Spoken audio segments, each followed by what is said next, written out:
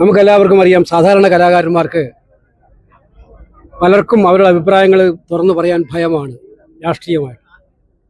പക്ഷെ എനിക്ക് അഭിമാനം തോന്നുന്നു, കോൺഗ്രസ് പാർട്ടിയുടെ ഒരു പ്രവർത്തകൻ എന്ന നിലയിൽ ഞാൻ കോൺഗ്രസ്സുകാരനാണെന്ന് ഏത് വേദിയിലും എപ്പോഴും ആരുടെ മുന്നിൽ വെച്ചും പറയാൻ, അഭിമാനത്തോടെ പറയാൻ ആർജവം കാണിക്കുന്ന ഒരാളായിരുന്നു. അക്കണക്കിൽ കോൺഗ്രസ് പാർട്ടിക്ക് ഉണ്ടായതും ഏറ്റവും വലിയ നഷ്ടമാണ് സലീം കുമാറിൻ്റെ നിർവ്വഹണത്തിലൂടെ.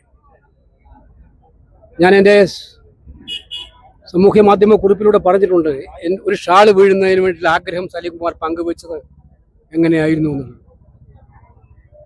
അദ്ദേഹത്തോടൊപ്പം അദ്ദേഹത്തിൻ്റെ വീട്ടിൽ പലപ്പോഴും ചിലവഴിച്ചിട്ടുണ്ട്.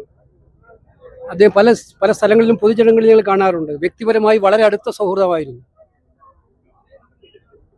പക്ഷേ ഇത്ര പെട്ടെന്ന് നമ്മൾ അദ്ദേഹം വിട്ടുപിരിഞ്ഞു പോകുമെന്ന് നമ്മളാരും പ്രതീക്ഷിച്ചിട്ടില്ല. കേരളത്തെ സംബന്ധിച്ചിടത്തോളം, സിനിമയെ സംബന്ധിച്ചിടത്തോളം ഈ വലിയ അതുല്യ പ്രതിഭയെ നമുക്ക് നഷ്ടപ്പെട്ടു പോയതിൽ വലിയ ദുഃഖവും പ്രയാസവുമാണ് ഉള്ളത്.